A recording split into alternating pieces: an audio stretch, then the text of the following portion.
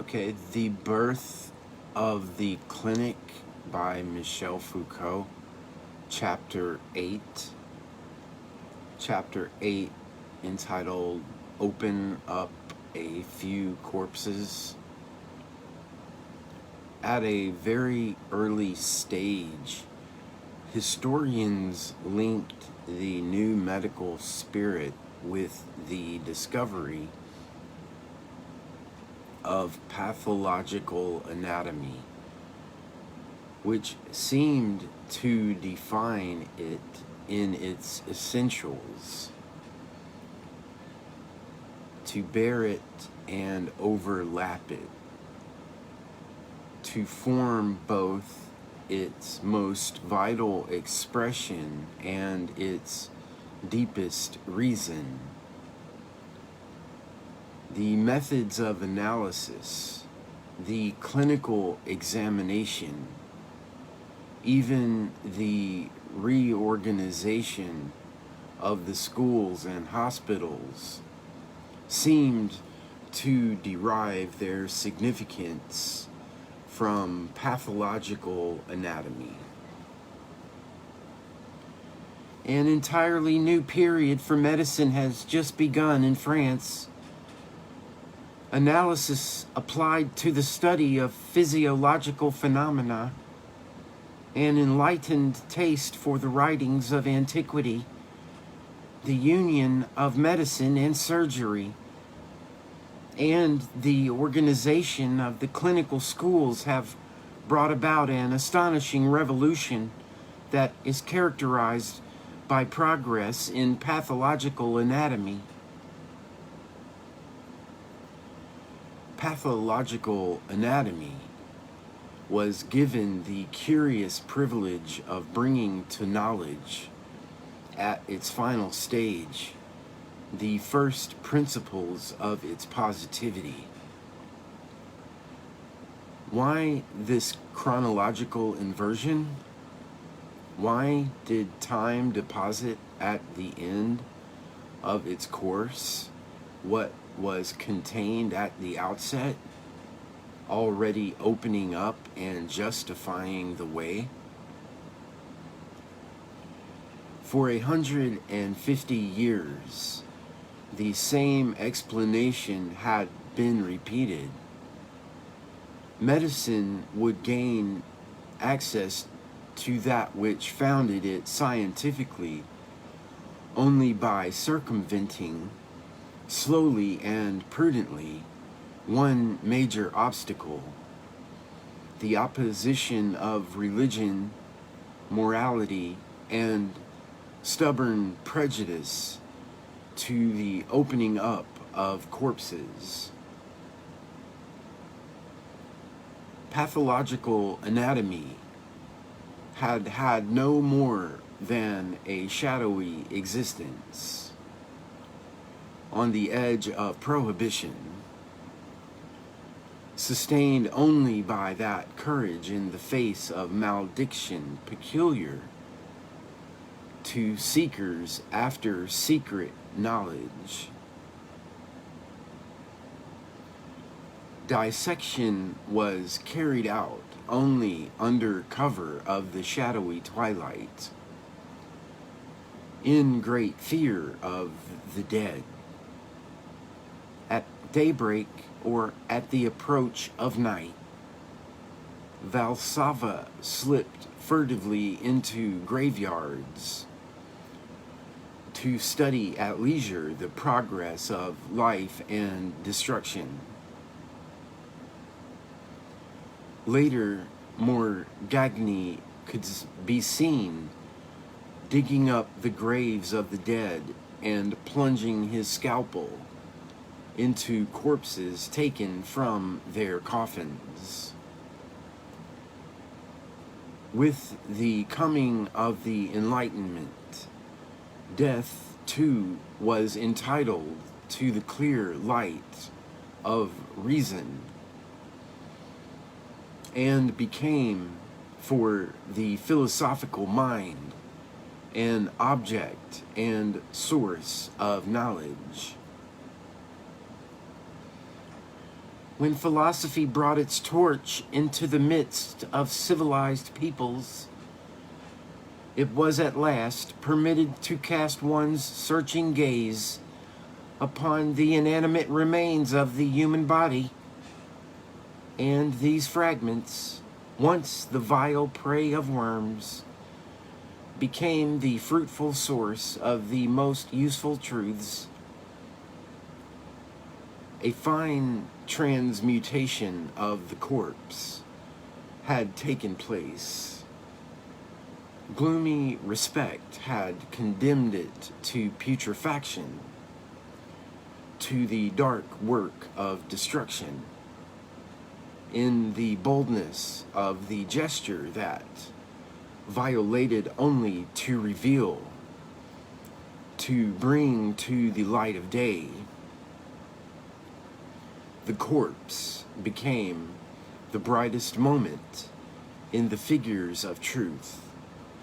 Knowledge spins where once larvae were formed. This reconstitution is historically false. Morgagni had no difficulty in the middle of the 18th century in carrying out his autopsies. Nor did Hunter some years later. The conflicts recounted by his biographer are of an anecdotal character and indicate no opposition on principle. From 1754, the Vienna clinic had had a dissection room. So had the clinic that Tissot had organized at Pavia.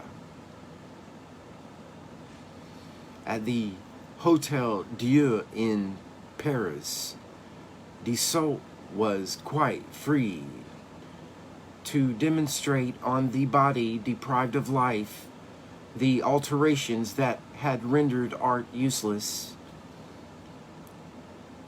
One has only to recall Article 2.5 of the Decret de Marly. Let us urge magistrates and directors of hospitals to provide the professors with corpses and so enable them to carry out their anatomy demonstrations and to teach the operations of surgery. So there was no shortage of corpses in the 18th century. No need to rob graves or to perform anatomical black masses. One was already in the full light of dissection. By means of an illusion widespread in the 19th century, and one to which Michelet gave the dimensions of a myth, history painted the end of the ancient regime in the colors of the last years of the Middle Ages, confusing the upheavals of the Renaissance with the struggles of the Enlightenment.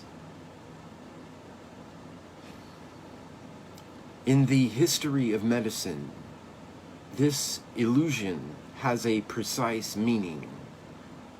It functions as a retrospective justification. If the old beliefs had for so long such prohibitive power, it was because doctors had to feel, in the depths of their scientific appetite, the repressed need to open up corpses. There lies the point of error and the silent reason why it was so constantly made. The day it was admitted that lesions explained symptoms and that the clinic was founded on pathological anatomy, it became necessary to invoke a transfigured history in which the opening up of corpses, at least in the name of scientific requirements, preceded a finally positive observation of patients. The need to know the dead must already have existed when the concern to understand the living appeared. So a dismal conjuration of dissection, an anatomical church, militant and suffering, whose hidden spirit made the clinic possible before itself surfacing into the regular, authorized, diurnal practice of autopsy, was imagined out of nothing. But chronology is not so pliable. Morgagni published his De Sedibus in 1760, and by means of Bonnet's Sepulchritum took his place in the great line derived from Valsava. Liutaude wrote a summary of the book in 1767. The corpse was part of the medical field, and this was unchallenged by religion and morality. Yet 40 years later, Bichat and his contemporaries felt that they were rediscovering pathological anatomy from beyond a shadowy zone. A period of latency separates Morgagni's text and Onbrugger's discovery from Bichat's and Corvisart's use of them. 40 years that witnessed the formation of the clinical method.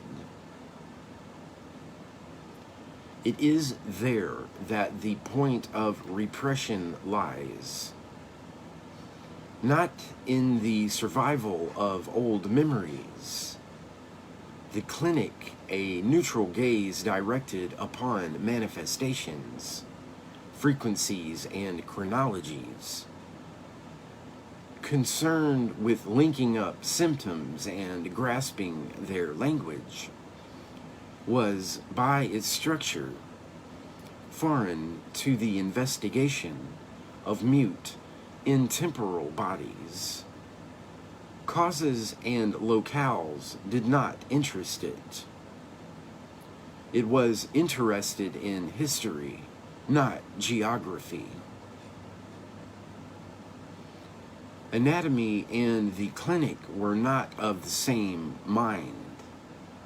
Strange as it may seem to us now that anatomy and the clinic are inseparably linked and seem to us always to have been, it was clinical thought that for 40 years prevented medicine from hearing the lesson of Morgagni. The conflict was not between a young corpus of knowledge and old beliefs, but between two types of knowledge. Before pathological anatomy could be readmitted into the clinic, a mutual agreement had to be worked out. On the one hand, new geographical lines, and on the other, a new way of reading time. In accordance with this litigious arrangement, the knowledge of the living ambiguous disease could be aligned upon the white visibility of the dead. But for Bichat, the rereading of Morgagni did not involve a break with the clinical experience that had just been acquired.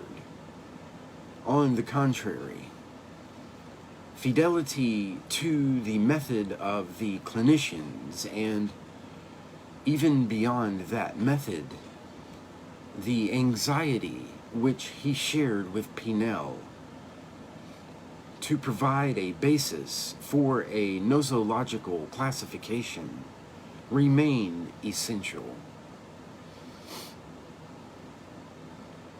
Paradoxically, the return to the questions of the De Sedibus was made on the basis of a problem in the grouping of symptoms and in the ordering of diseases. Like the Sepulchretum and many other 17th and 18th century treatises, Morgagni's letters specified diseases by means of a local separation of their symptoms or point of origin. Anatomical dispersal was the directing principle of nosological analysis. Frenzy, like apoplexy, belonged to diseases of the head. Asthma, pleuropneumonia, and hemoptysis formed related species in that they were all three localized in the chest. Morbid kinship rested on a principle of organic proximity. The space that defined it was local. First, the medicine of classifications, and then the clinic, had detached pathological analysis from this regionalism and constituted for it a space at once more complex and more abstract, concerned with order, successions, coincidences, and isomorphisms. The major discovery of the Traité des Membranes, later systematized in the Anatomie Générale, is a principle of deciphering corporal space that is at once intraorganic, interorganic, and transorganic. The anatomical element has ceased to define the fundamental form of spatialization and to command, by a relation of proximity, the ways of physiological or pathological communication. It is now no more than a secondary form of a primary space, which, by a process of winding round, superposition and thickening, constitutes it. This fundamental space is entirely defined by the thinness of the tissue. The Anatomie Générale enumerates 21 cells, the nervous tissue of animal life,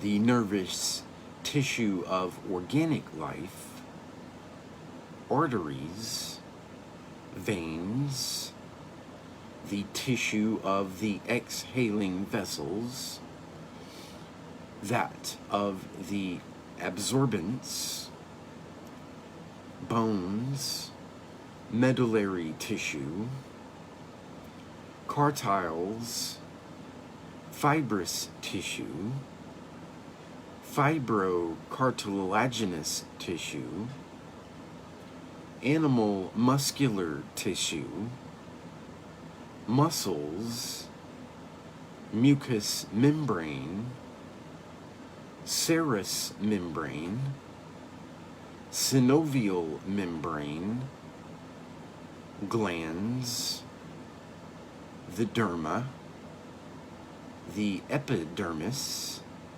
and hair.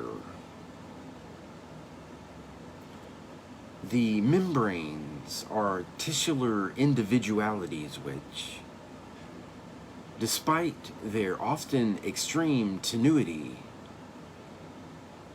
are linked together only by indirect relations of organization with neighboring parts. A general gaze often confuses them with the organ that they envelope and define. Dissection of the heart has sometimes been carried out in which the pericardium was not distinguished, or of the lung without isolating the pleura.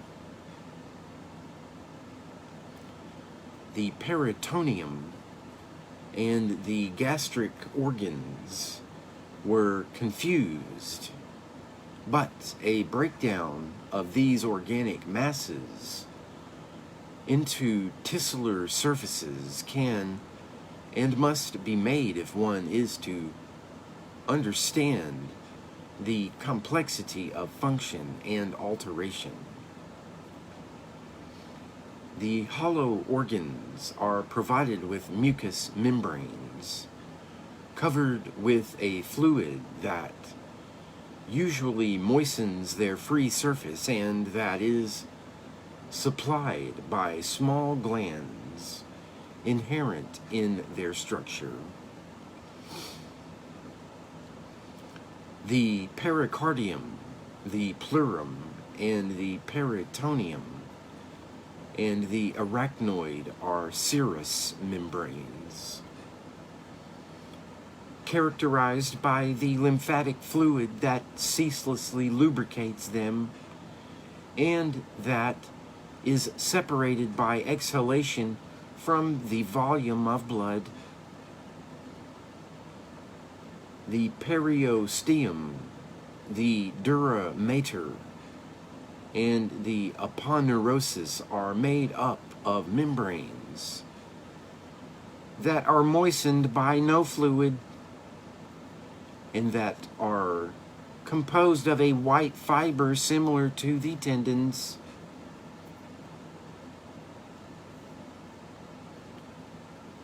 On the basis of tissues alone, nature works with extremely simple materials. They are the elements of the organs, but they traverse them, relate them together, and constitute vast systems above them in which the human body finds the concrete forms of its unity.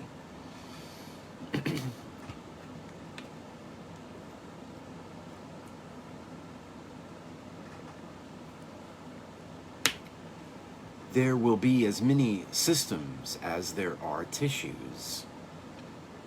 In them, the complex, inexhaustible individuality of the organs is dispelled and suddenly simplified. Thus, nature shows herself to be everywhere uniform in her procedures, variable only in their results, miserly of the means she employs, prodigal of the effects she obtains, modifying in 1,000 different ways some few general principles. Between the tissues and the systems of the organs appear as simple functional folds, entirely relative, both in their role and in their disorders, to the elements of which they are made up and to the groups to which they belong. Their density must be analyzed and projected onto two surfaces. The particular surface of their membranes and the general surface of the systems. For the principle of diversification, according to the organs that dominated the anatomy of Morgagni and his predecessors, Bichat substituted a principle of isomorphism in the tissues based on simultaneous identity and external confirmation of structure, vital properties, and functions. Two very different structural perceptions were involved. Morgagni wished to perceive beneath the corporal surface the densities of the organs, whose varied forms specified the disease.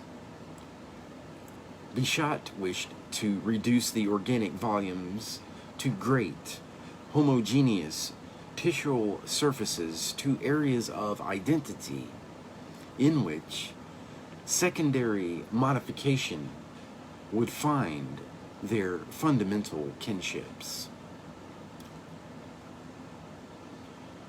In his Traité des Membranes, Bichat imposes a diagonal reading of the body carried out according to expanses of anatomical resemblances that traverse the organs, envelop them, divide them, compose and decompose them, analyze them, and at the same time bind them together. It is the same form of perception as that borrowed from the clinic from Condillac's philosophy, the uncovering of an elementary that is also a universal, a methodical reading that, scanning the forms of disintegration, describes the laws of composition. Bichat is strictly an analyst. The reduction of organic volume to tissular space is probably, of all the applications of analysis, the nearest to the mathematical model yet devised. Bichat's eye is a clinician's eye because he gives an absolute epistemological privilege to the surface gaze. To the prestige that the Traité des Membranes soon acquired is due, paradoxically, to that which separates it essentially from Morgagni and places it in the line of clinical analysis. An analysis to which it brings, however, additional meaning. Bichat's gaze is not a surface gaze in the sense in which clinical experience was a surface gaze. The tissual area is not an empty, imperceptible place where pathological events are offered to perception. It is a segment of perceptible space to which one can relate the phenomena of the disease. Thanks to Bichat, superficiality now becomes embodied in the real surfaces of membranes. Tissual expanses form the perceptual correlative of the surface gaze that defined the clinic. By a realistic shift in which medical positivism was to find its origin, surface, hitherto a structure of the onlooker, and had become a figure of the one observed. Hence, the appearance that pathological anatomy assumed at the outset, that of an objective, real, and at last unquestionable foundation for the description of diseases. A nosography based on the affection of the organs will necessarily be invariable. In fact, tissue analysis makes it possible to draw up general pathological categories beyond Morgagni's geographical divisions. Broad groups of diseases having the same major symptoms and the same type of evolution will emerge through organic space. All inflammations of serous membranes can be recognized by their thickening, the disappearance of their transparency, their whitish color, their granulous alterations, and their adhesion to adjacent tissues. And just as the traditional nosologies began with a definition of the more general classes, pathological anatomy begins with a history of the alterations common to each system.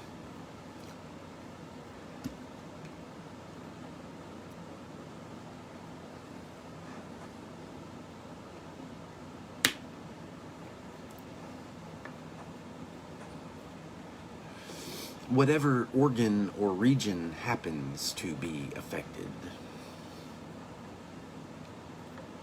it would then be necessary to restore within each system the appearance assumed by the pathological phenomena according to the tissue. Inflammation takes the same form in all serous membranes, but it does not attack all the tissues as easily or develop in them at the same speed. In decreasing order of susceptibility, there is the pleura, the peritoneum, the pericardium, the vaginal canal, and finally the arachnoid.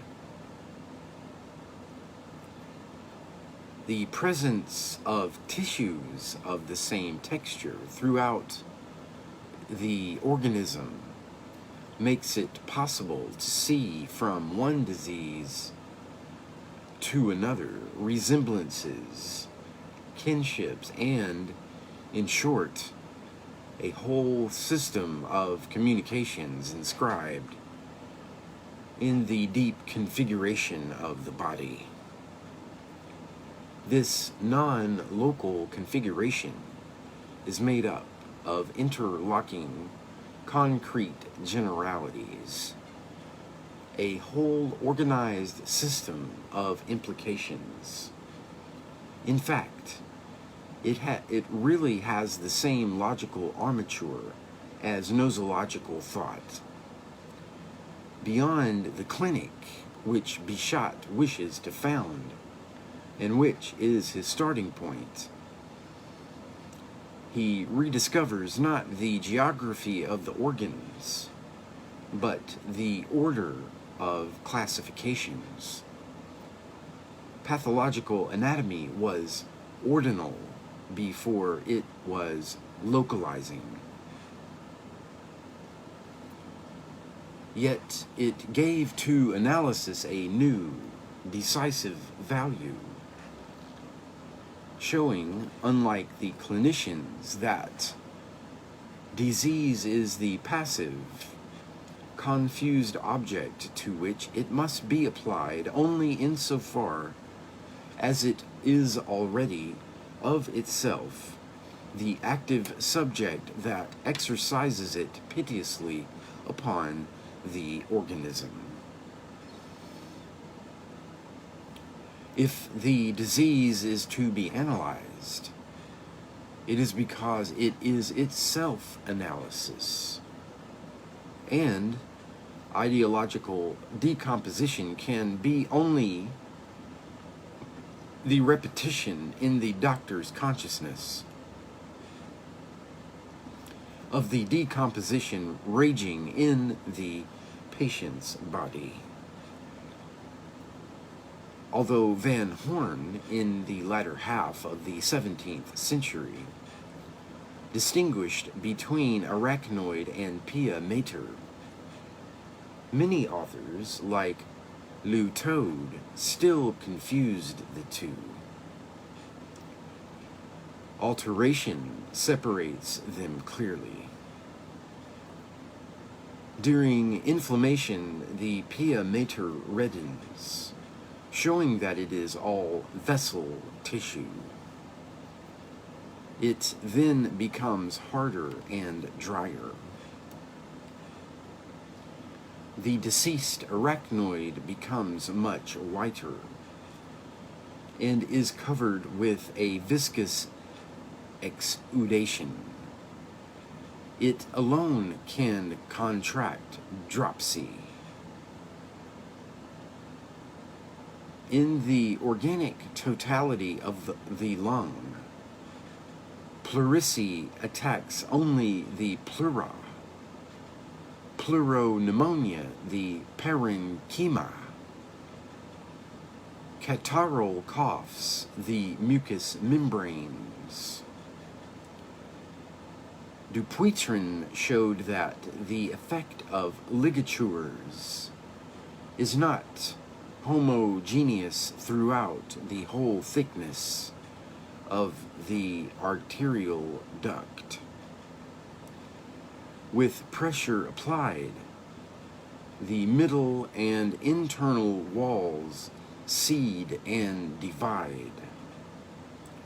Only the cellulous most external wall resists, because its structure is tighter.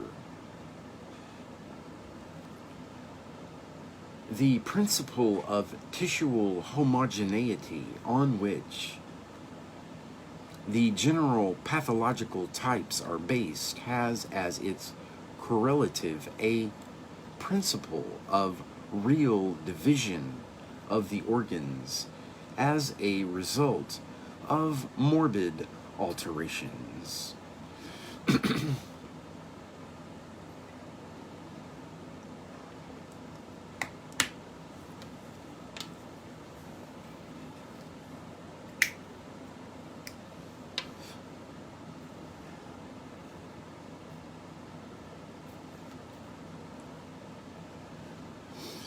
With his anatomy, Bichat does much more than provide the methods of analysis with a field of objective application.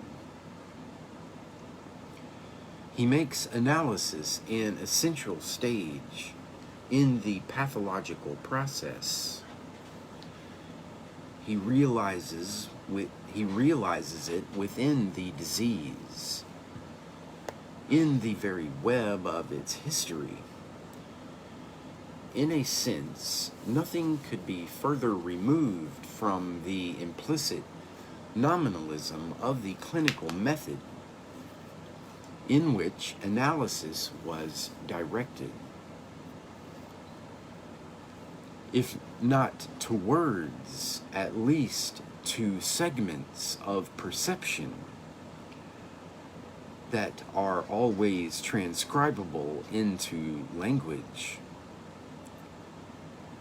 One is now dealing with an analysis that is engaged in a series of real phenomena and acting in such a way as to separate functional complexity into anatomical simplicities. It frees elements that are no less real and concrete for having been isolated by abstraction. In the heart, it reveals the pericardium. In the brain, the arachnoid. In the intestines, the mucous membranes. Anatomy could become pathological only insofar as the pathological spontaneously anatomizes. Disease is an autopsy in the darkness of the body, dissection alive. This explains the enthusiasm that Bichat and his disciples immediately felt for the discovery of pathological anatomy. It was not that they rediscovered Morgagni's beyond Penal or Cabanis. They rediscovered analysis in the body itself. They revealed in depth the order of the surfaces of things. They defined for a disease a system of analytical classes in which the element of pathological decomposition was the principle of generalization of morbid species.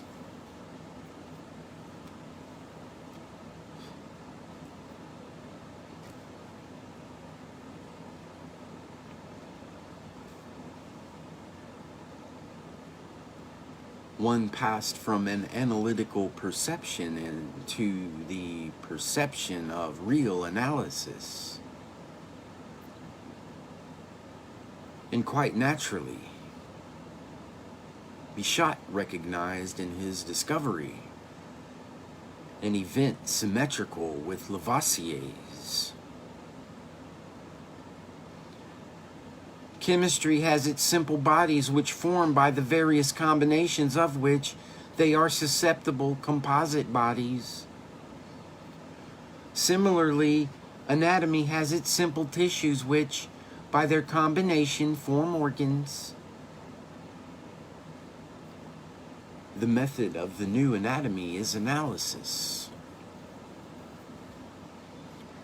just as it is in chemistry,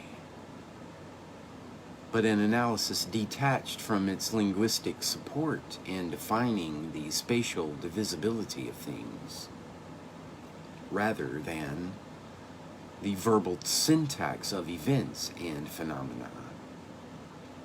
Hence, the paradoxical reactivation of classificatory thought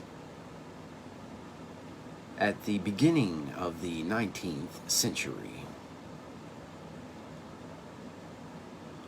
Pathological anatomy, which was to be proved right some years later, far from dissipating the old nosological project, gave it new vigor, insofar as it seemed to provide it with a solid basis. Real analysis, according to perceptible surfaces.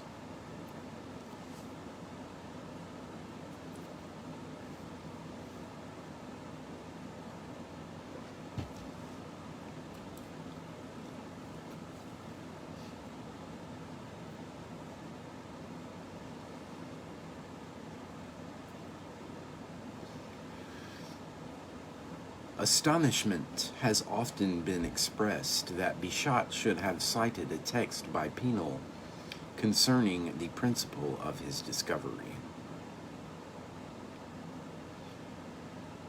Pinel, who until the end of his life was to remain deaf to the essential lessons of pathological anatomy. In the first edition of the Nosographie, Bichat read these sentences, which were like a revelation to him. What matter that the arachnoid, the pleura, and the peritoneum reside in different regions of the body, since these membranes have general conformities of structure? Are they not affected by similar lesions in the state of phlegmasia? This, in fact, was one of the first definitions of the principle of analogy applied to tisual pathology. But Bichat's debt to Pinel is still greater, since he found in the Nosographie the requirements, formulated though not satisfied, that this principle of isomorphism must fulfill.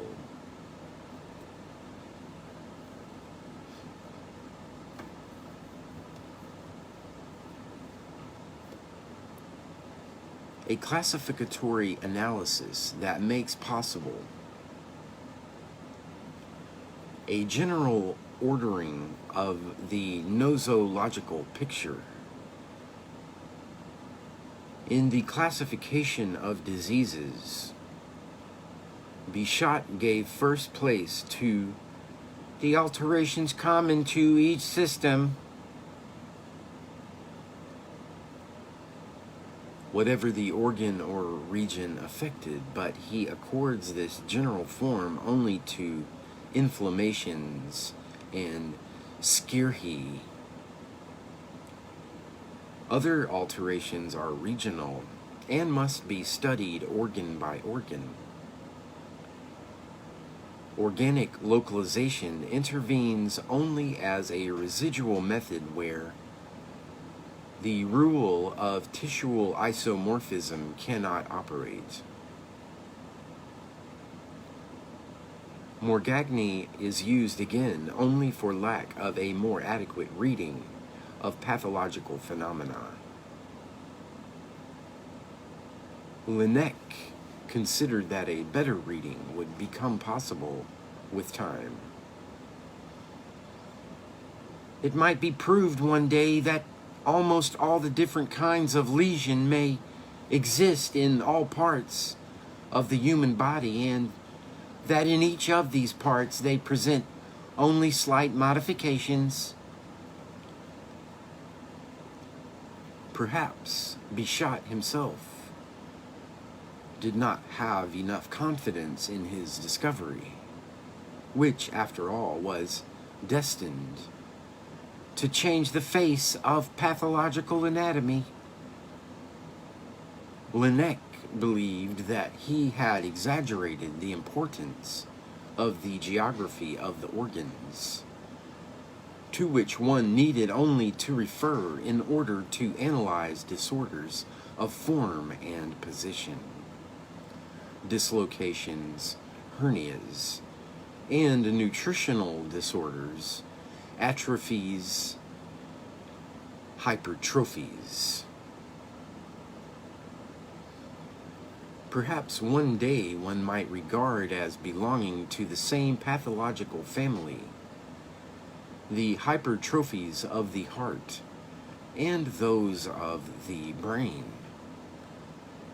On the other hand, Laennec analyzes without regional boundaries, foreign bodies and especially alterations of texture, which have the same typology in all the tissual groupings.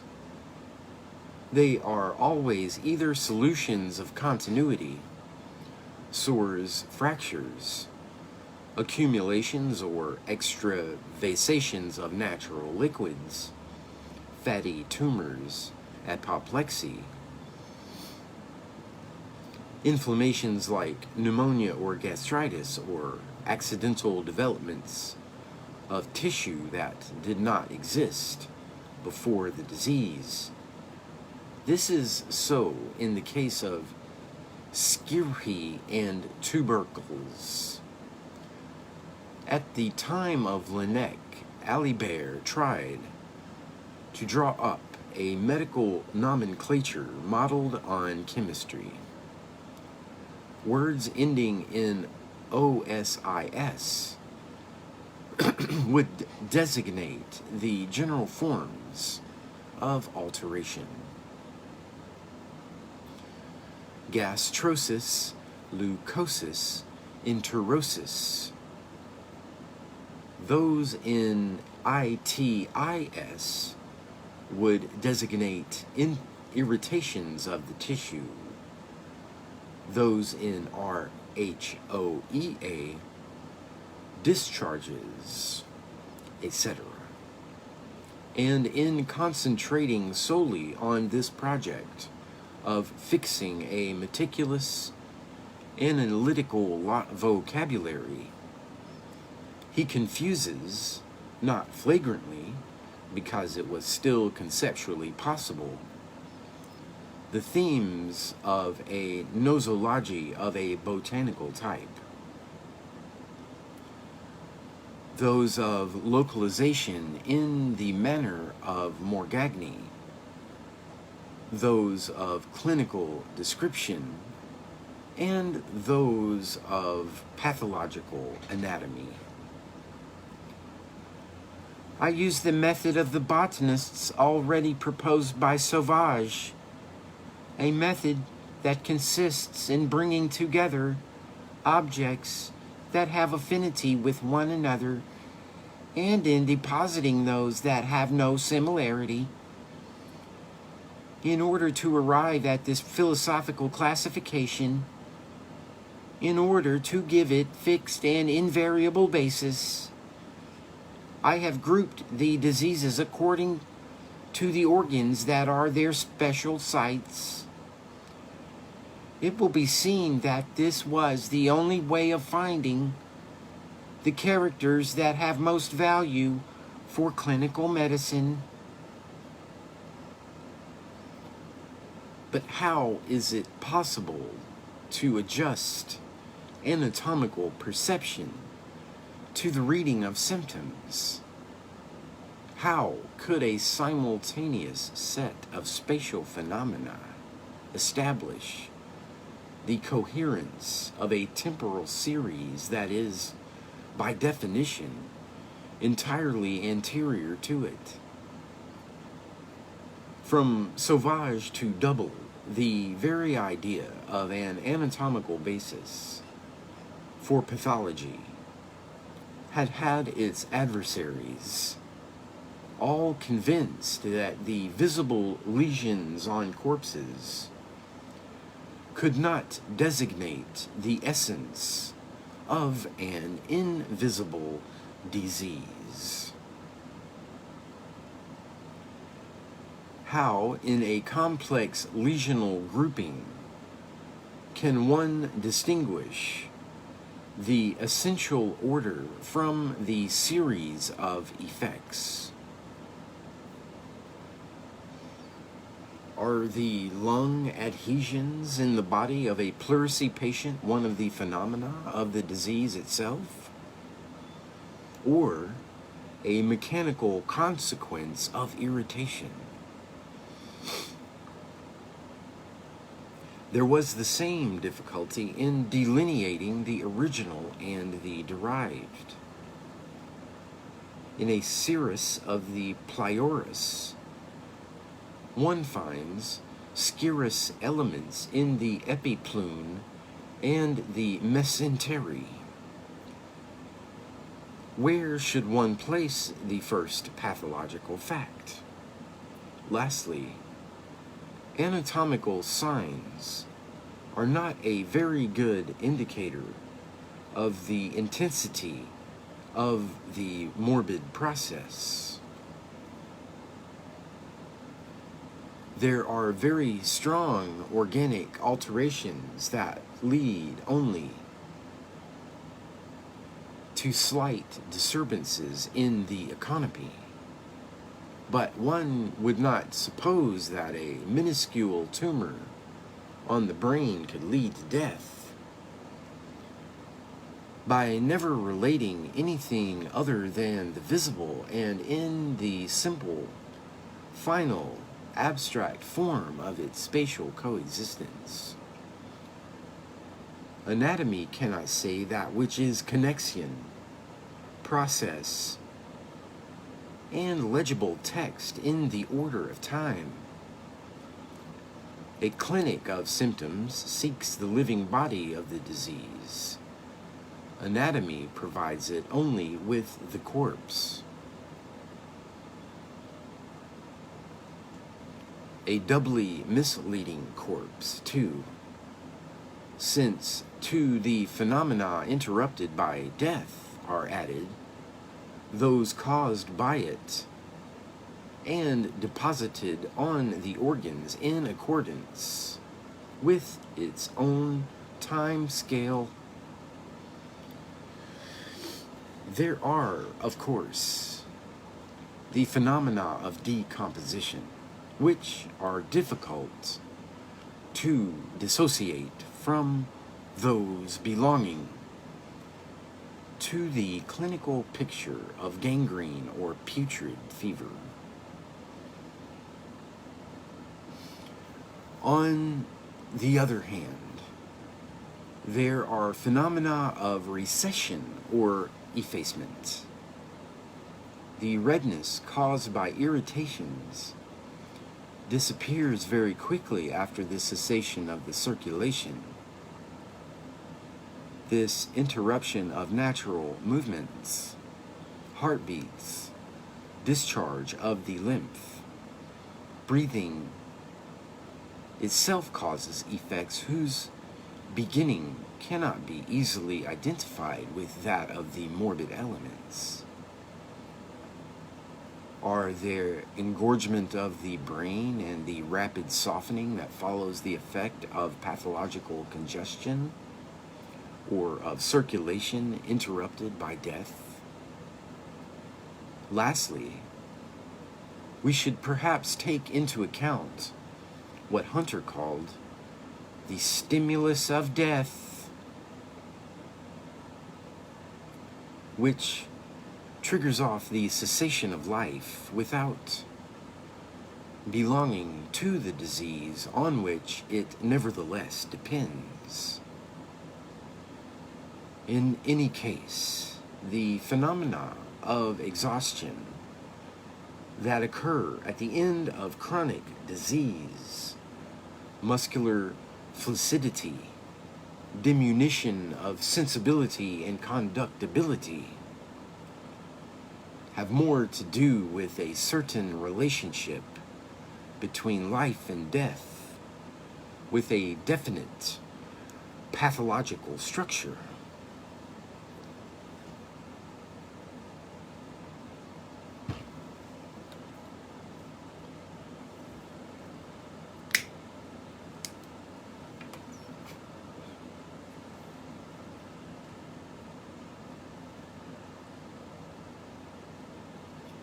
Two series of questions confront a pathological anatomy that wishes to be based on a nosology.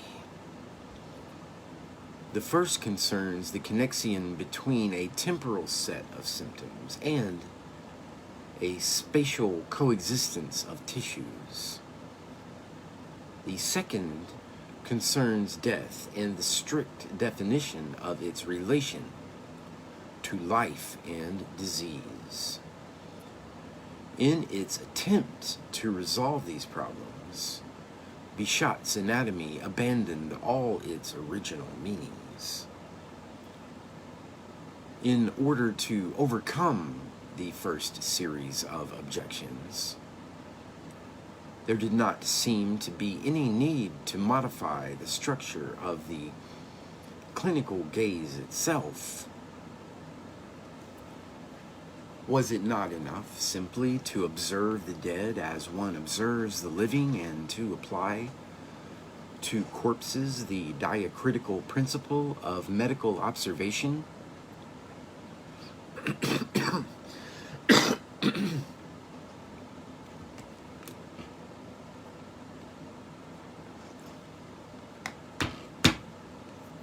The only pathological fact is a comparative fact, ?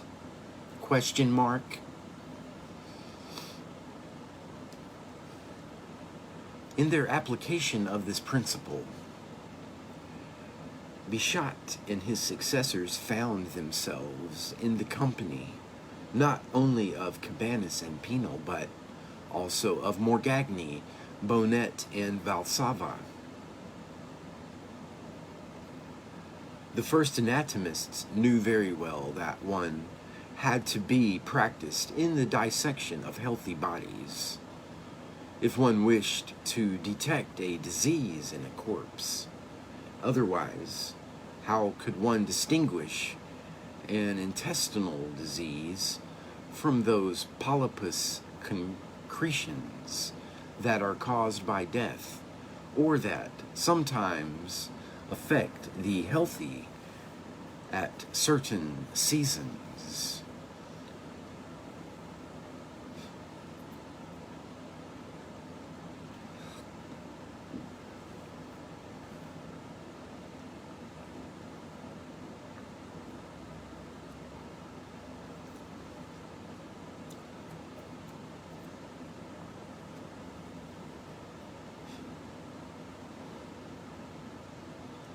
One must also compare subjects who have died of the same disease, thus accepting the old principle already formulated by the Sepulchritum, that alterations observed on all bodies define, if not the cause, at least the seat of the disease and perhaps its nature.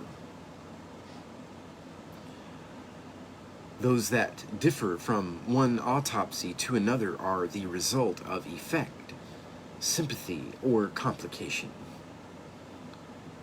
And finally, one must consider the comparison between what one sees of an altered organ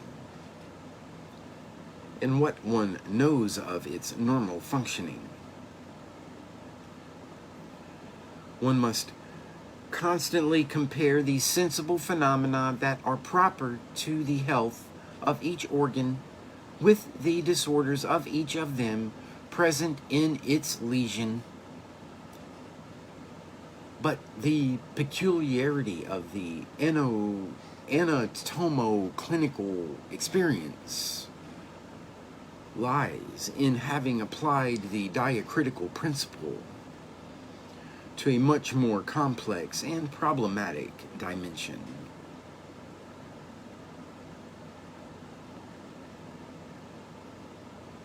That in which the recognizable forms of pathological history and the visible elements that it reveals on completion are articulated. Corvisart dreamt of replacing the old treatise of 1760 with the first definitive book of pathological anatomy, entitled De Sedibus et Causis Morborum per signa diagnostica investigatas et per anatomen conformatis.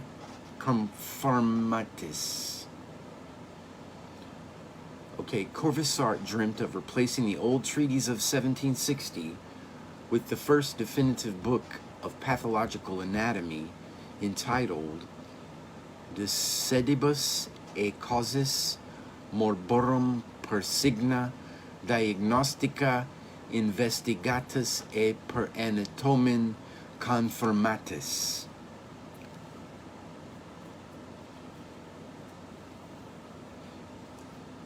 And this anatomoclinical coherence, which Corvisart perceived as a confirmation of nosology by autopsy, was defined by Laennec in an opposite direction, as a rise of the lesion to the symptoms that it caused.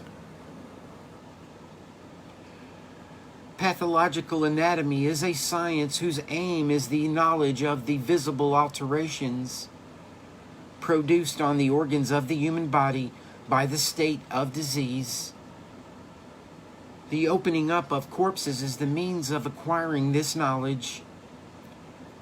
But in order for it to become of direct use, it must be joined to observation of the symptoms or alterations of functions that coincide with each kind of alteration in the organs. The medical gaze must therefore travel along a path that had not so far been opened up vertically from the symptomatic surface to the tisual surface, in depth, plunging from the manifest to the hidden, and in both directions, as it must continually travel if one wishes to define from one end to the other the network of essential necessities. The medical gaze, which, as we have seen, was directed upon the two-dimensional areas of tissues and symptoms, must, in order to reconcile them, itself move along a third dimension. In this way, anatomoclinical range will be defined.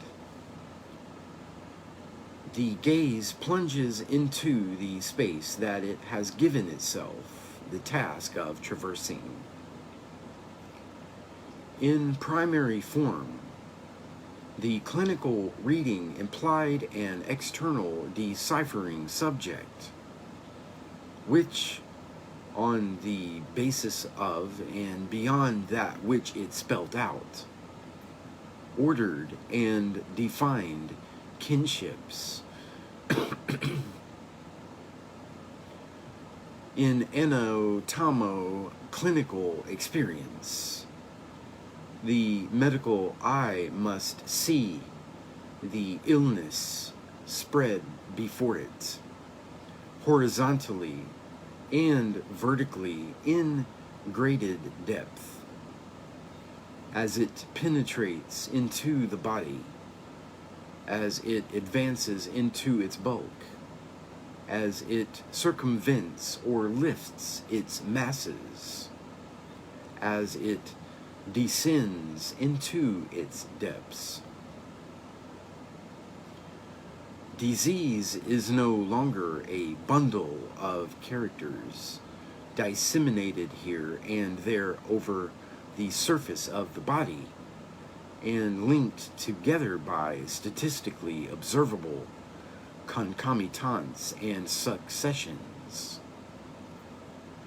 It is a set of forms and deformations, figures and accidents, and of displaced, destroyed, or modified elements bound together in sequence according to a geography that can be followed step by step. It is no longer a pathological species inserting itself into the body wherever possible. It is the body itself that has become ill.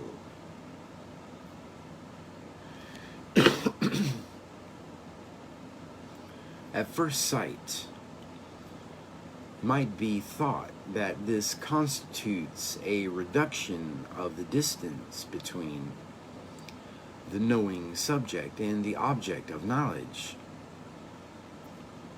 Did not the 17th and 18th century doctor remain at a distance from his patients? Did he not observe him from afar, noting only the superficial, immediately visible marks and watching for phenomena without physical contact or auscultation? Guessing at the inside by external notations alone? Was not the change in medical knowledge at the end of the 18th century based essentially on the fact that the doctor came close to the patient, held his hand, and applied his ear to the patient's body? That by thus changing the balance, he began to perceive what was immediately behind the visible surface, and that he was thereby led gradually to pass on to the other side, and to map the disease in the secret depths of the body? This amounts to no more than a minimal interpretation of the change, but one must not be misled by its theoretical discretion. It also involves a number of requisites or references that still have received very little attention: progress in observation, a wish to develop and extend experiment, and increasing fidelity to what can be revealed by sense-perceptible data, abandonment of theories and systems in favor of a more genuinely scientific empiricism. And behind all this, one supposes that the subject and object of knowledge remained what they were. Their greater proximity and better adjustment simply made it possible for the object to reveal its own secrets with greater clarity and or detail, and for the subject to dispense with illusions that were an obstacle to truth. Established once and for all and placed definitively opposite one another, they could not but come closer to one another, reduce their distance, remove the obstacles that separated them, and discovered the form of a reciprocal adjustment in the course of a historical transformation. But this is surely a project on history, an old theory of knowledge whose effects and misdeeds have long been known. A more precise historical analysis reveals a quite different principle of adjustment beyond these adjustments. It bears jointly on the type of objects to be known, on the grid that makes it appear, isolates it, and carves up the elements relevant to a possible epistemic knowledge, on the position that the subject must occupy in order to map them, on the instrumental mediations that enables it to grasp them, on the modalities of registration and memory that it must put into operation, and on the forms of conceptualization that it must practice, and that qualify it as a subject of legitimate knowledge. What is modified in a giving place to anatomo-clinical medicine is not, therefore, the mere surface of contact between the knowing subject and the known object.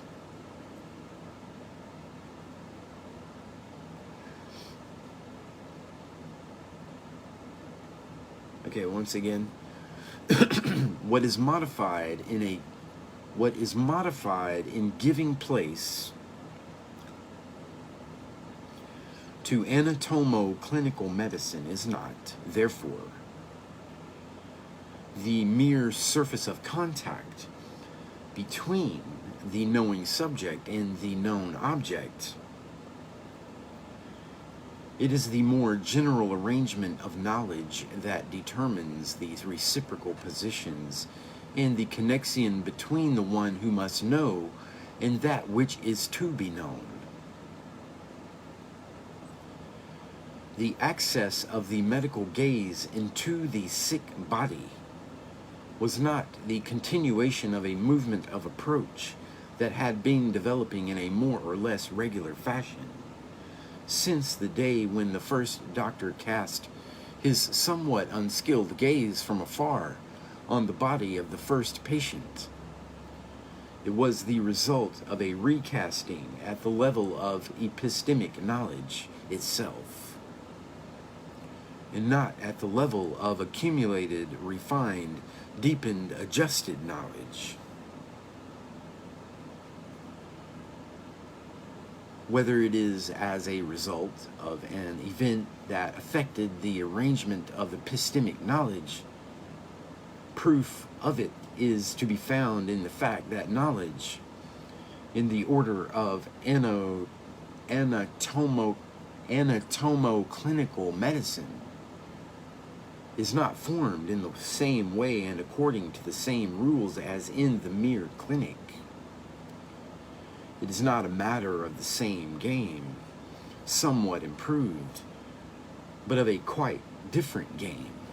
Here are some of these new rules. For the method of systematic identities, the anatomo-clinical substitutes what might be called a checkered or stratified analysis. The manifest repetitions often leave in a confused state morbid forms whose diversity can only be demonstrated by anatomy. The feeling of suffocating, sudden palpitations, especially after physical effort, quick, difficult breathing, waking up with a start, cachetic pallor, a feeling of pressure and constriction in the precordial region, and of heaviness and numbness in the left arm are overwhelming signs of heart diseases in which only anatomy can distinguish pericarditis, which affects the investing membrane, aneurysm affecting the muscular tissue, or contractions and hardening, in which the heart is affected in its tendinous or fibrous parts. The coincidence, or at least the regular succession, of catarrh and phthisis does not prove that they are identical, despite the nosographers, since autopsy shows in one case an infection of the mucous membrane, and in the other an alteration of the parenchyma, possibly to the point of ulceration. But inversely, two diseases like tuberculosis and hemoptysis, in which a symptomology like that of Sauvage failed to find a sufficient link of frequency to group them together, must be placed together as belonging to the same local cell. The coincidence that defines pathological identity will be of value only for a locally isolated perception. In other words, medical experience will substitute the localization of the fixed point for the recording of frequencies. The symptoms of pulmonary phthisis include coughing, difficulty in breathing, marasmus, hectic fever, and sometimes purulent expectoration. But none of these visible modifications is absolutely indispensable.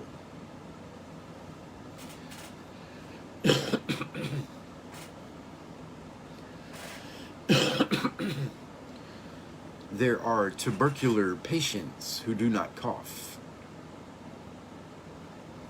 and the order of their appearance is not strict. Fever may appear early or on only towards the end of the evolution of the disease. There is only one constant phenomenon.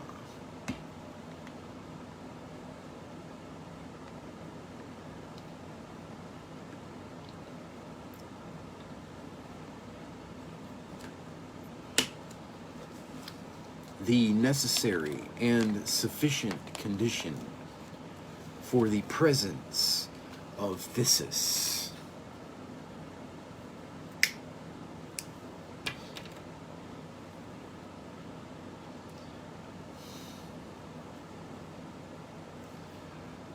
Lesion of the pulmonary parenchyma,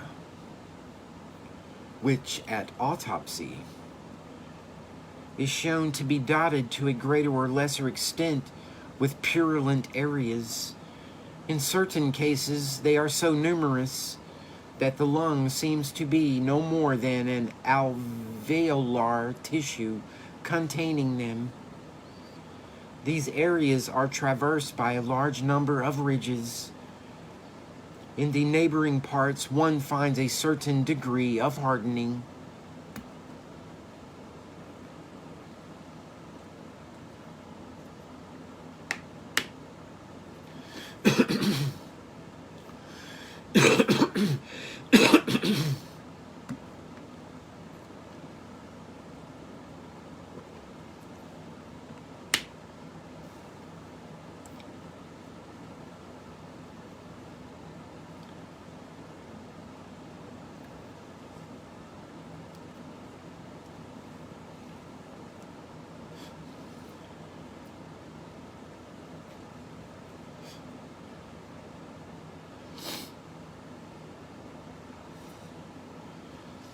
Above this fixed point, the symptoms slip and disappear. The index of probability that the clinic provided them with tends to be replaced by a single necessary implication that relates not to temporal frequency, but to local constancy.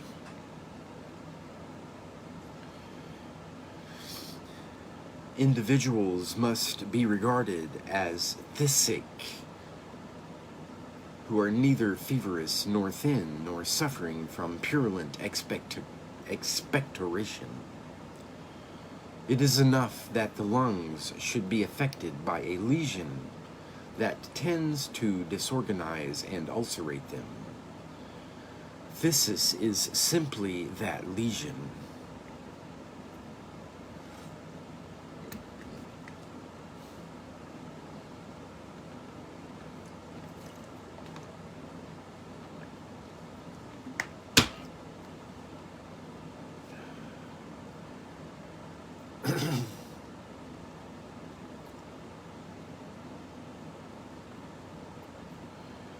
Attached to that point, the chronological series of symptoms is ordered in the form of secondary phenomena. according to the ramification of the lesional space and the logic that is peculiar to it.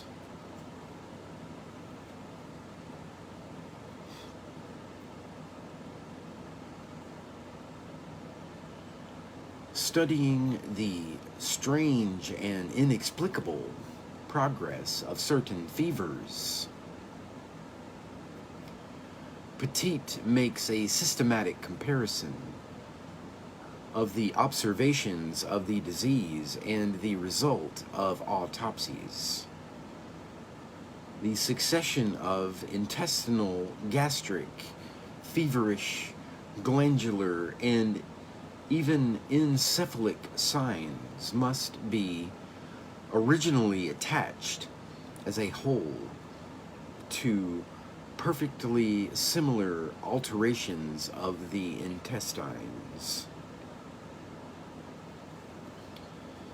The ileocacal valve is always covered with dark red stains and is swollen on the inside, and the glands of the corresponding mesenteric segment are swollen, dark red and bluish in color, and deeply inflamed and congested. If the disease has lasted a long time, there is ulceration and destruction of the intestinal tissue. It can be admitted, therefore, that a deleterious action has taken place in the digestive tract, whose functions are the first to be affected. This agent is transmitted by absorption to the glands of the mesentery and to the lymphatic system. Hence, the vegetative disorder. And from there to the system as a whole, especially to its encephalic and nervous elements, which explains somnolence, the deadening of the sense functions, delirium, and the phases of the comatose state. The succession of forms and symptoms, then, appears simply as the chronological image of a more complex network, a spatio-temporal proliferation spreading from an original attack throughout the entire organism.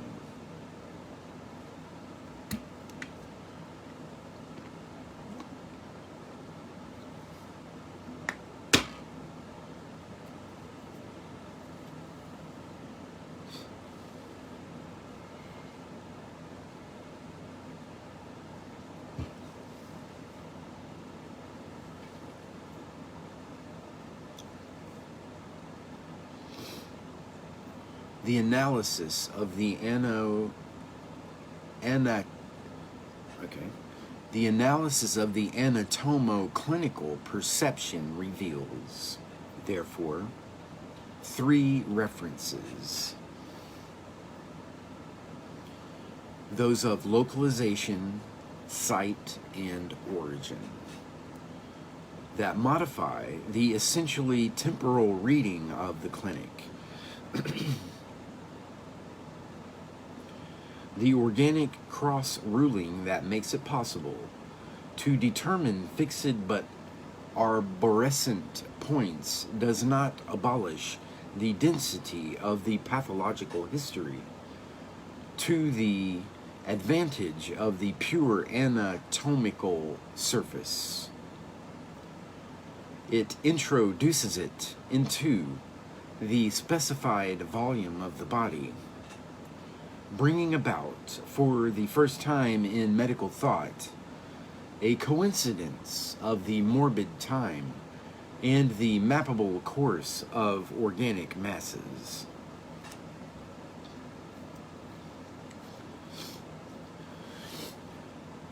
Then, but only then, pathological anatomy rediscovers the themes of Morgagni and, beyond him, of Bonnet. An autonomous organic space with its own dimensions, ways, and articulations duplicates the natural or significative space of nosology and requires essentially that it should be brought back, born of the clinical concern to define the structures of pathological kinship, the traité des membranes. The new medical perception finally attributed to itself the task of mapping the figure of localization. The researches of Corvisart and G.L. Bale. The notion of seat has replaced that of class. What is observation? Bichat was already asking. If one is ignorant of the seat of the disease,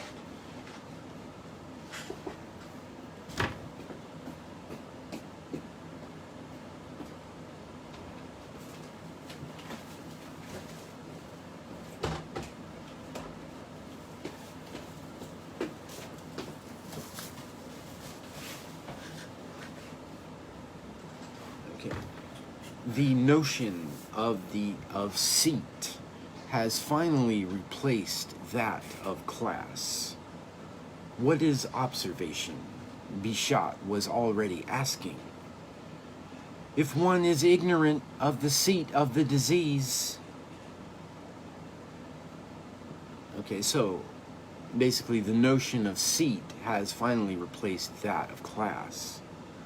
What is observation, Bichat was already asking, if one is ignorant of the seat of the disease? And Boulud was to reply, if there is an axiom in medicine, it is certainly the proposition that there is no disease without a seat.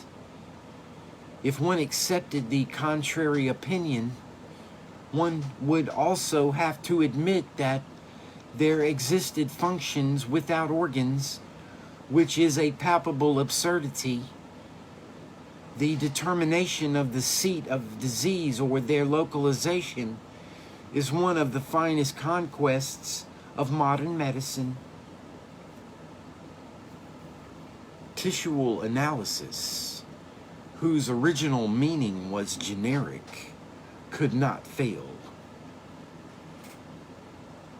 By its own structure, to assume very rapidly the value of a rule of localization. Yet Morgagni was not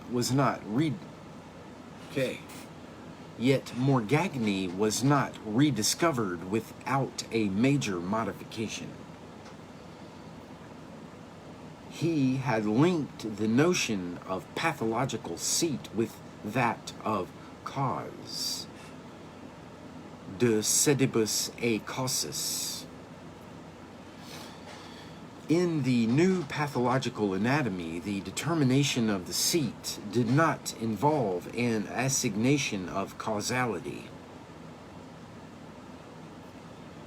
The fact of finding iliocacal lesions in adynamic fevers is not a statement of determinate cause. Petit was to think of a deleterious agent and Broussais of an irritation. This hardly mattered. To localize was to fix only a spatial and temporal starting point. For Morgagni, the seat was the point of insertion in the organism of the chain of causalities. It was identified with its ultimate link. For Bichat and his successors, the notion of seat is freed from the causal problematic. And in this respect, they are heirs of the clinicians. It is directed towards the future of the disease rather than to its past. The seat is the point from which the pathological organization radiates. Not the final cause, but the original site. It is in this sense that the fixation onto a corpse of a segment of immobile space may resolve the problems presented by the temporal developments of a disease.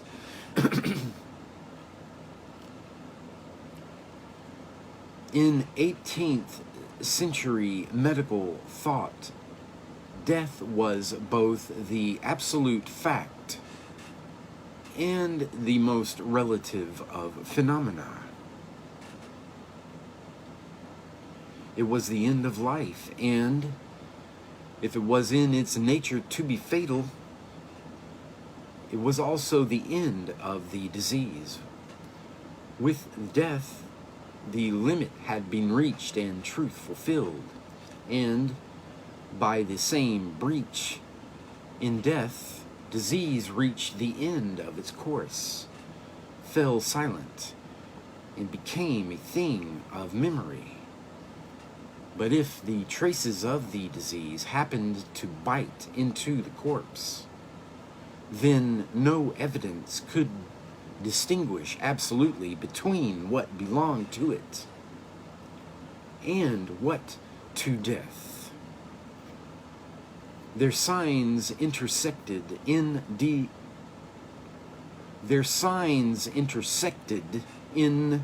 indecipherable disorder. Death was that absolute beyond which there was neither life nor disease. But its disorganizations were like all morbid phenomena.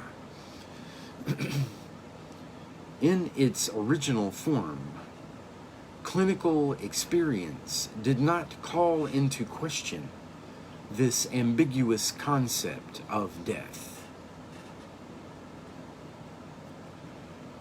Pathological anatomy, the technique of the corpse, had to give this notion a more rigorous, that is, a more instrumental status. This conceptual mastery of death was first acquired at a very elementary level by the organization of clinics. The possibility of opening up corpses immediately, thus reducing to a minimum the latency period between death and the autopsy, made it possible for the last stage of pathological time and the first stage of cadaveric time almost to coincide. The effects of organic decomposition were virtually suppressed, at least in their most manifest, most disturbing form, so that the moment of death may act as a marker without density that rediscovers no so graphical time as the scalpel does organic space.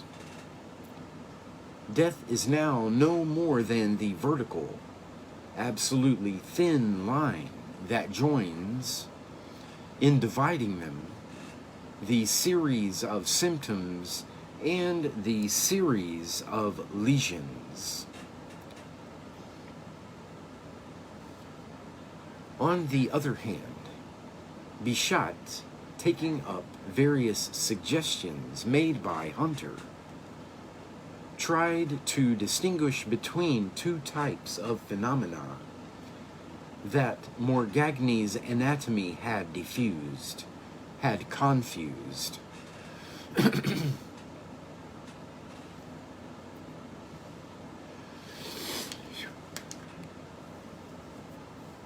Manifestations contemporary with the disease and those prior to death. In fact, an alteration need not refer to the disease and the pathological structure. It may refer to a different process, partly autonomous, partly dependent, that announces the coming of death. Thus, muscular flaccidity belongs to the semiology of certain paralysis that are encephalic in origin, or of a vital affection such as asthenic fever.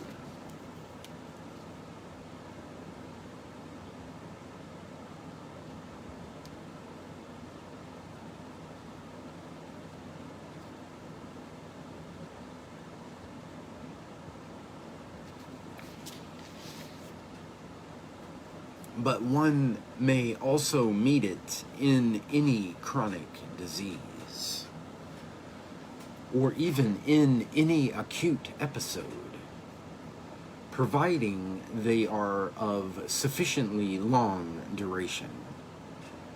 Examples can be seen in inflammations of the arachnoid, or in the last stages of phthisis.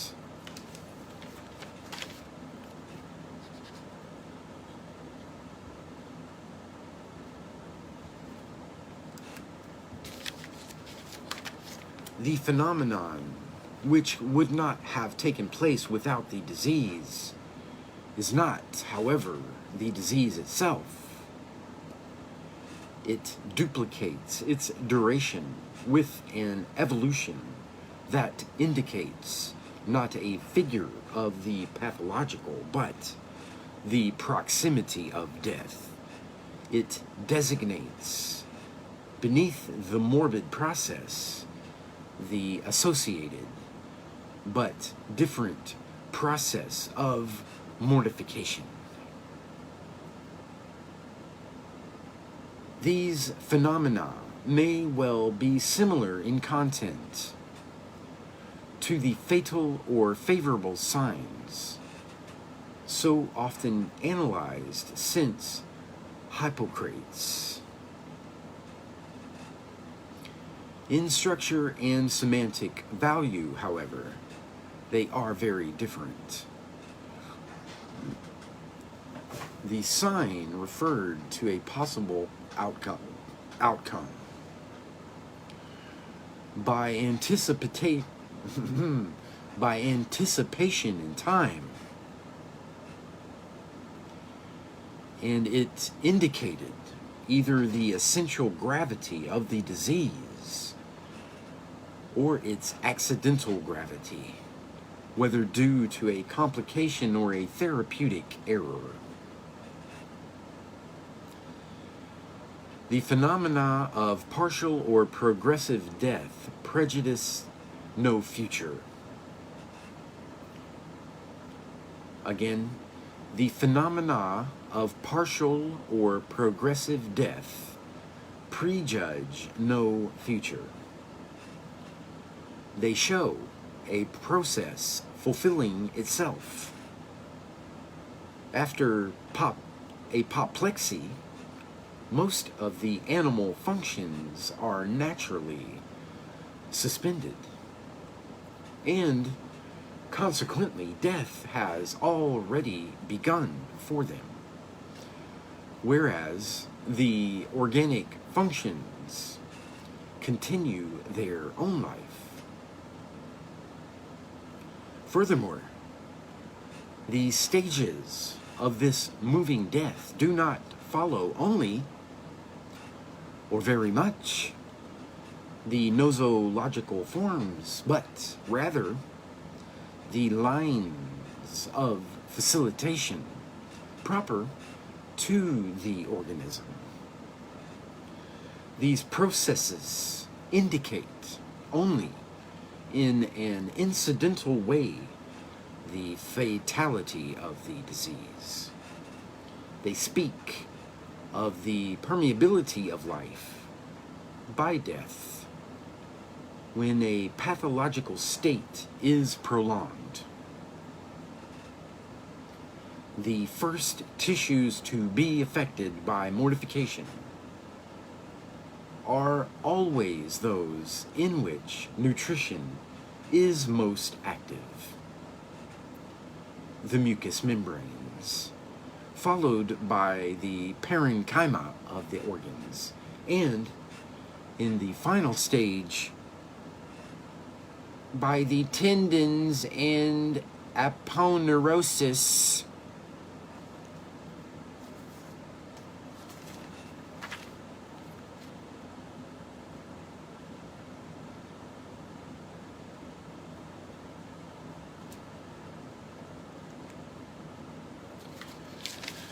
Death is therefore multiple, dispersed in time. It is not that absolute, privileged point at which time stops and moves back, like disease itself. It has a teeming presence that analysis may divide into time and space. Gradually, here and there, each of the knots breaks until organic life ceases, at least in its major forms, since long after the death of the individual, minuscule partial deaths continue to dissociate the islets of life that still subsist. In natural death, the animal life is extinguished first. First, sensorial extinction, then the slowing down of brain activity, the weakening of locomotion, rigidity of the muscles, and diminution of their contractility, quasi-paralysis of the intestines, and finally, immobilization of the heart. To this chronological picture of successive death must be added the spatial picture of the interactions that trigger off chain deaths throughout the organism. These occur in three main relays: heart, lungs, and brain. It may be established that the death of the heart does not involve the death of the brain through the nervous system, but through the arterial network, cessation of the movement that sustains cerebral life, or through the vascular network, cessation of movement, or on the contrary, the reflex of black blood that obstructs the brain, compresses it, and prevents it from acting.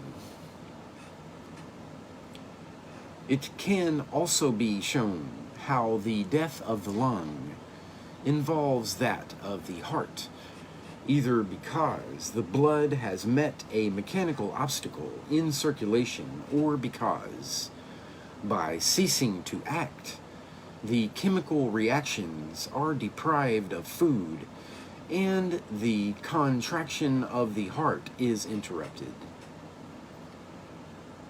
The processes of death, which can be identified neither with those of life nor with those of disease, are nevertheless of a nature to illuminate organic phenomena and their disturbances. The slow natural death of the old man resumes in inverse direction the development of life in the child, in the embryo, perhaps even in the plant. The state of the animal that natural death annihilates is close to that in which it found itself inside its mother, and even to that of the vegetable that lives only within itself, and for whom all nature is silent. The successive envelopes of life are detached naturally, enunciating their autonomy and truth in the very thing they deny. The system of functional dependencies and normal or pathological interactions is also illuminated by the detailed analysis of these deaths. It can be recognized that although there is direct action of the lung upon the heart is only indirectly influenced by the brain. Apoplexy, epilepsy, narcotism, cerebral disturbances provoke no immediate corresponding modification in the heart. Only secondary effects may be produced through the mediation of muscular paralysis, interruption in breathing, or circulatory disorders. Thus, fixed in its own mechanisms, death with its organic network can no longer be confused with the disease or with its traces.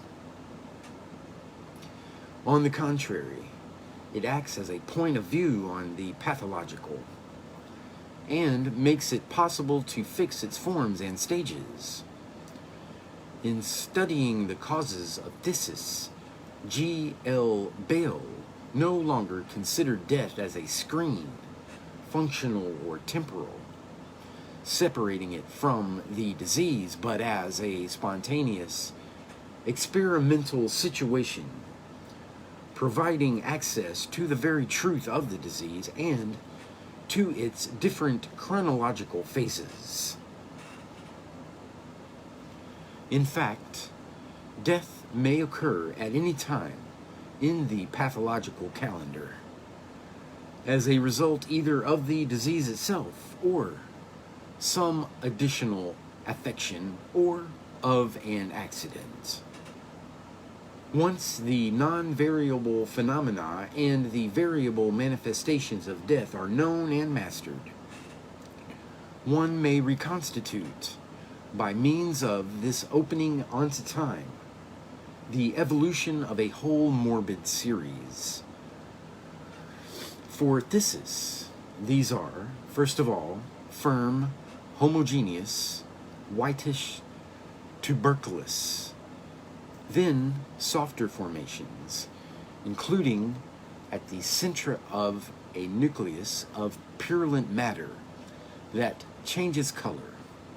Finally, a state of suppuration causing ulcers and a destruction of the pulmonary parenchyma.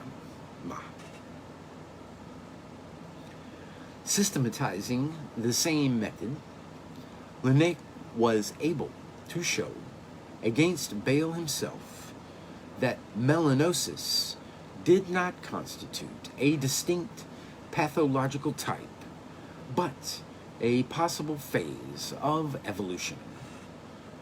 The time of death may slide along the entire length of the morbid evolution, and as this death loses its opaque character, it becomes, paradoxically, and by virtue of its effect of temporal interruption, the instrument by which the duration of the disease can be integrated with the immobile space of a dissected body. Life, disease, and death now form a technical and conceptual trinity. The continuity of the age-old beliefs that placed the threat of disease in life and of the approaching presence of death in disease is broken. In its place is articulated a triangular figure, the summit of which is defined by death. It is from the height of death that one can see and analyze organic dependencies and pathological sequences. Instead of being what it had so long been, the night in which life disappeared, in which even the disease becomes blurred and is now endowed with that great power of elucidation that dominates and reveals both the space of the organism and the time of the disease, the privilege of its intemporality, which is no doubt as old as the consciousness of its imminence, is turned for the first time into a technical instrument that provides a grasp on truth of life and the nature of its illness. Death is the great analyst that shows the connexions by unfolding them and bursts open the wonders of Genesis in the rigor of decomposition. And the word decomposition must be allowed to stagger under the weight of its meaning. Analysis, the philosophy of elements and their laws, meets its death in what it had vainly sought in mathematics, chemistry, and even language, an unsupersedable model prescribed by nature. It is on this great example that the medical gaze will now rest. It is no longer that of a living eye, but the gaze of an eye that has seen death, a great white eye that unites the knot of life. There is much that might be said about Bichat's vitalism. It is true that in trying to circumscribe the special character of the living phenomenon, that Bichat linked to its specificity the risk of disease. A simply physical body cannot deviate from its natural type. But this does not alter the fact that the analysis of the disease can be carried out only from the point of view of death. Of the death which life, by definition, resists. Bichat relativized the concept of death, bringing it down from that absolute in which it appeared as an indivisible, decisive, irrecoverable event. He volatilized it, distributed it throughout life in the form of separate, partial, progressive deaths, deaths that are so slow in occurring that they extend even beyond death itself. But from this fact, he formed an essential structure of medical thought and perception, that to which life is opposed and to which it is exposed, that in relation to which it is living opposition and therefore life, that in relation to which it is analytically exposed and therefore true. Magendie and Buisson before him went to the crux of the problem. But as biologists, when they criticized the definition of life with which the Recherche Physiologique opens, a false idea, since to die signifies in every language to cease to live, and so the supposed definition is reduced to the following vicious circle. Life is the totality of functions that resist the absence of life. But it was from one of his earliest experiences as an anatomopathologist that Bichat set out, an experience which he himself had constituted, in which death was the only possibility of giving life a positive truth. The irreducibility of the living to the mechanical or chemical is secondary only in relation to the fundamental link between life and death. Vitalism appears against the background of this mortalism. A vast distance had been traversed since that relatively recent moment when Cabanis assigned to the knowledge of life the same origin and foundation as life itself. Nature intended that the source of our knowledge shall be the same as that of life. One must receive impressions in order to live. One must receive impressions in order to know. And since the need to study is always directly proportional to their action upon us, it follows that our means of instruction are always proportionate to our needs.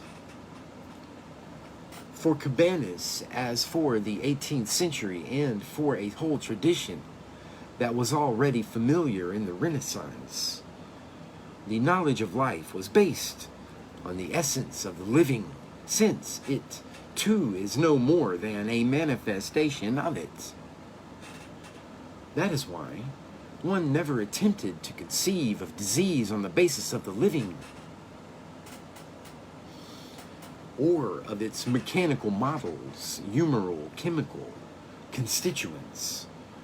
Vitalism and anti-vitalism both sprang from this fundamental anteriority of life in the experience of disease.